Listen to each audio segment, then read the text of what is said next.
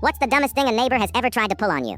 So I moved into this nice, quiet suburban neighborhood last year, and within 2 weeks I had already made an enemy for life. Her name was Karen, literally. That was on her mailbox.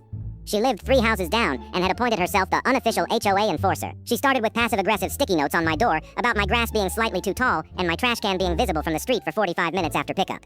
Standard suburban warfare stuff.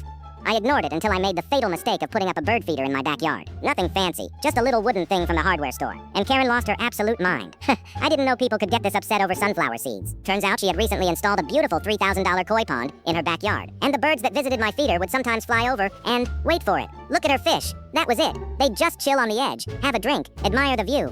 But Karen was convinced they were planning a coordinated fish heist, so she filed a formal HOA complaint claiming I was running an unauthorized wildlife attraction. She used the phrase excessive bird activity in an official document. A grown woman typed those words and submitted them to a board of her peers. The HOA denied her complaint, so Karen escalated. She sent typed letters to every house on the street warning about my feeder. She said it would lower property values and spread disease. People started avoiding me at the mailbox. I began second-guessing my life choices when I found myself drafting a 5-paragraph defense of my bird feeder at 2 in the morning, like I was filing a Supreme Court brief. I had citations on the mental health benefits of birdwatching.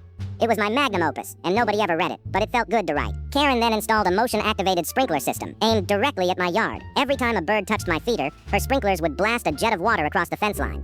It also soaked my patio furniture, drowned my poor tomato plants, and caught me twice while I was just trying to grill burgers in my own backyard. I have a video of me standing there with a spatula while Karen's sprinkler drenches me from the side, and it's the funniest thing I've ever filmed. 2 weeks into her sprinkler war, our city got hit with an unexpected drought warning and imposed strict water restrictions. Guess who had a motion-activated sprinkler firing off 20 times a day at imaginary bird intruders?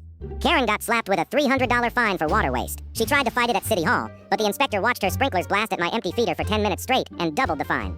Then the HOA sent her a notice about maintaining reasonable neighborhood aesthetics after her sprinklers left giant mud patches across her formerly pristine lawn. My bird feeder is still standing. Her koi pond now has a sad blue tarp over it because she's too humiliated to go outside.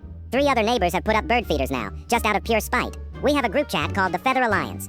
Karen watches us from her dark window every evening, and I swear I saw one of her koi fish stick its head out from under the tarp and give me a thumbs up.